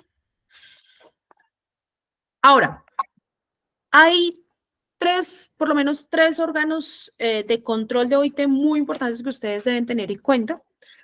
Y es la Comisión de Aplicación de Normas, que sesiona en la conferencia ahí en junio en Ginebra, en Suiza, tripartitamente, los tres como se organizan, que les dije.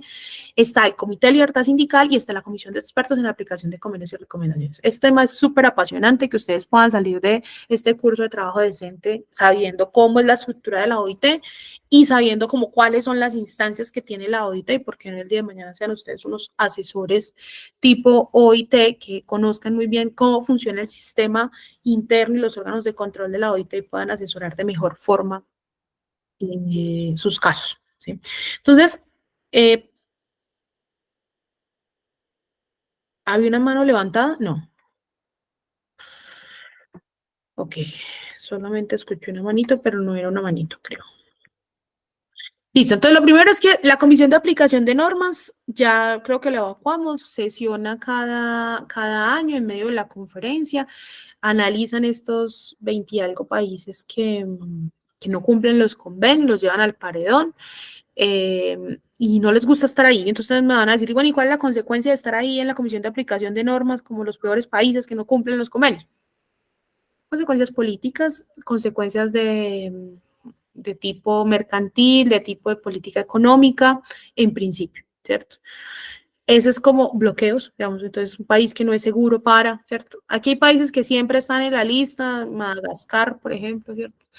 Yo siempre pienso en Madagascar con el tema de la esclavitud y el algodón, pero también hay otro órgano que es el Comité de Libertad Sindical. El Comité de Libertad Sindical es una instancia tripartita, también como todo no que es tripartito, pero tiene algo muy específico y es que como su nombre lo dice, libertad sindical, ¿qué convenios creen ustedes o qué casos se analizan en el Comité de Libertad Sindical? ¿A qué suena eso?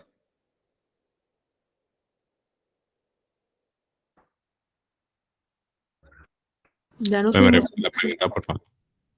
El Comité de Libertad Sindical, ¿qué creen ustedes qué casos resuelve el Comité de Libertad Sindical en la OIT? Es una instancia de control. Profe, pues aquellos que tengan que ver con precisamente situaciones que o hayan prohibido esas asociaciones sindicales y demás, pues todo lo que tenga que ver con eso. Claro, entonces, el ejercicio de la libertad sindical no solo es importante porque tiene convenios como el 87 y el 98, que son convenios que hacen parte del bloque de constitucionalidad, integran la Constitución, sino que adicional, ¿cómo será importante el tema de la libertad sindical? Que tiene un órgano de control específico llamado Comité de Libertad Sindical específico para resolver los casos que Susana dice, para resolver cualquier violación al ejercicio de la libertad sindical. O sea, eso es un hit. Vamos, eso es bien, eso solamente te dice, ¿cierto? Que el tema de la libertad sindical es prioritario, no solamente es el cuarto elemento del concepto de trabajo decente, sino que adicional a eso como órgano de control dedicado a la protección de la libertad sindical, es porque la OIT tiene clarísimo que sin el ejercicio de la libertad sindical, que sin los sindicatos es muy difícil materializar el resto de los elementos del concepto de trabajo decente. Eso de tener que se cumplan las normas nacionales e internacionales, de tener seguridad social integral y de tener un empleo con proyección a futuro, un empleo, no cualquier empleo, sino un empleo en condiciones de trabajo decente y digno, se da a través del ejercicio de la libertad sindical. Y el Comité de Libertad Sindical sí tiene un tinte más jurisdiccional, sin embargo, no es, digamos, ¿cómo sube un caso al Comité de Libertad Sindical? Esta representación del 4.5, las 3 centrales sindicales, que son las que van a OIT naturalmente, llevan los casos. Entonces, por ejemplo, un caso que ha ido el Comité de Libertad Sindical, ¿se acuerdan? No sé si ustedes se acuerdan. El caso de los pilotos de Avianca, que entraron a huelga, bueno, todo un rollo con los pilotos de Avianca, luego les declararon ilegal la huelga. Bueno. Ese caso, luego los despidieron a Promotion. Los despidieron, los echaron, el Comité de Libertad, la CUT subió, una de las centrales sindicales, subió ese caso al Comité de Libertad Sindical, el Comité de Libertad Sindical dijo, uy, aquí hubo una violación flagrante a la libertad sindical, y ordenó que se reintegraran los trabajadores que han sido despedidos en medio de la huelga, en medio del proceso de Avianca, pilotos. Y entonces ustedes me van a decir, ay, entonces las decisiones del Comité de Libertad Sindical son vinculantes. Sí, son vinculantes, hubo la decisión del Comité de Libertad Sindical, pero un juez la tiene que hacer real en el país, digamos, sí necesita pasar por el trámite interno, pero no al contrario, ¿cierto? No es pues que primero tengo que agotar toda la jurisdicción nacional interna, entonces demorarme 5 años hasta la última decisión sobre los despidos en Avianca de pilotos y luego ir al Comité de Libertad Sindical. No, yo puedo hacerlo incluso en simultáneo, porque lo que se pone ante el Comité de Libertad Sindical es una queja, ¿sí?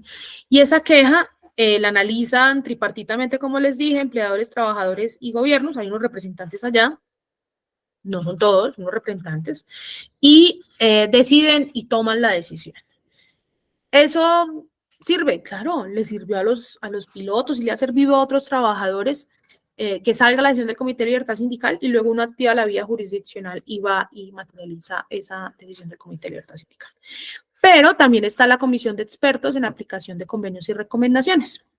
Esa Comisión de Expertos en Aplicación de Convenios y Recomendaciones son los expertos del mundo. Son juristas que hacen parte de la OIT, de todo el mundo, y que hacen eso que explicábamos ahorita, creo que al principio creo que era con Susana, no me acuerdo, con una de las compañeras que preguntó, y es que analizamos si los convenios se cumplen en la legislación o en la práctica, ¿cierto? Entonces, ¿qué hacen los expertos? Cada año, así como un reloj, cada año, desde la página de la OIT, salen una lista de convenios. Y entonces dicen, este año vamos a analizar de manera regular estos y estos convenios. Entonces hacen una lista de convenios. Y todos los países del mundo estamos ahí juiciosos escribiendo y diciendo si esos convenios se cumplen en la legislación y en la práctica, ¿sí? Y mandamos las memorias a las centrales sindicales de nuestro país y las centrales a su vez las mandan a la Comisión de Expertos. La Comisión de Expertos lee a ver qué opinamos nosotros los trabajadores de cada país, si esos convenios se cumplen o no se cumplen en la legislación en la práctica, y ellos emiten un informe. Cada año, más o menos en marzo, sale el informe de la Comisión de Expertos. Acabó de salir el informe de la Comisión de Expertos, se los tengo que compartir de hecho. Es gigante, es un ladrillo, pero ustedes ahí buscan Colombia y aparecen específicamente qué dijo la Comisión de Expertos para Colombia. Eso es muy importante que ustedes como abogados, que no se queden ahí con el Código Sustantivo del Trabajo y además obsoleto de 1950, sino que ustedes puedan decir, internacionalmente la Comisión de Expertos dijo este año en el informe que sacó en marzo esto y esto y esto en materia de derecho laboral y sindical. Eso les da mucho peso, argumento a sus casos, a sus clases, pero a la visión que ustedes tengan también de por dónde va ese contexto nacional e internacional en materia de derechos laborales. Continuamos entonces la próxima clase. Acá, no me dejen olvidar si de pronto se me está olvidando, que vimos o que estamos viendo comisión de expertos, porque a mí me falta darles como un par de datos importantes sobre cómo funciona la comisión de expertos. Y entonces les mando al chat la consulta ya específica en un parrafito sobre los convenios internacionales que hacen parte del bloque de constitucionalidad y cuáles no hacen parte del bloque de constitucionalidad, que ustedes me hagan esa consulta y de ahí hacemos las participaciones para la próxima clase. ¿Les parece? Listo, profe. Gracias. Muchas gracias.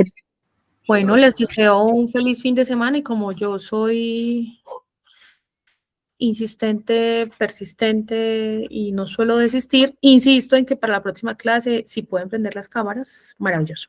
Tengan un feliz fin de semana. Un abrazo. Está bien, profe, feliz fin de semana para todos.